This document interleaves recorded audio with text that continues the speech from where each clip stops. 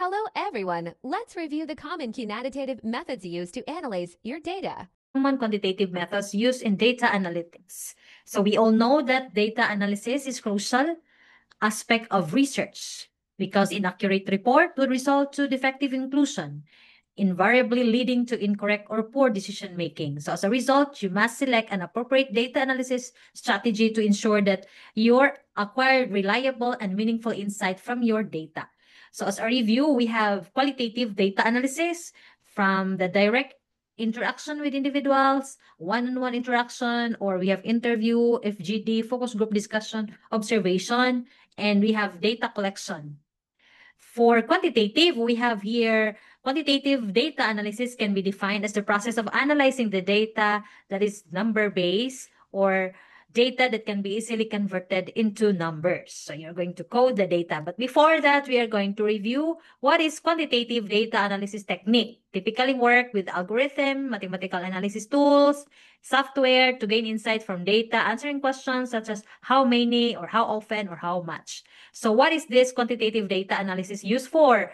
To measure difference for the inferential statistics between groups, to assess relationship, or to test hypothesis. So first, we have the data preparation steps for quantitative data analysis. We have data validation, data editing, and data coding.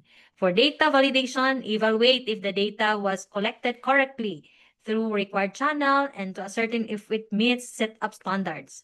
Data editing to avoid having faulty analysis. Check the data if there is no lacking information or may lead to inaccurate results. So data coding, you are going to code the data, involves coding and assigning values so that the data can be analyzed. So we have two types of methods and techniques for quantitative data analysis, the descriptive part and the inferential part. So for the descriptive, that is more on the mean, finding the frequency distribution, or the descriptive statistics. So that helps you understand detail of your data by summarizing, finding pattern from a specific data sample. Whereas inferential statistics, that's for prediction or highlight possible outcomes from your analysis, or you analyze the data, or you can make your conclusion out of that data. You can compare, get the relationship, and get the difference. For the methods and techniques, so for the descriptive statistics, focus on describing the content of the sample. Whereas for inferential, aim to make prediction about the population or make a conclusion. Common descriptive statistics, we have this mean, the median, and the mode. We have the standard deviation and the skewness. This is for to identify if your data is normal or non-parametric or parametric. So we have mean used to calculate the average. The median is the midpoint set of the values, and the mode is the most frequent score or the most commonly occurring data. Standard deviation will identify the dispersed range. You're going to identify if the response is homogeneous or not.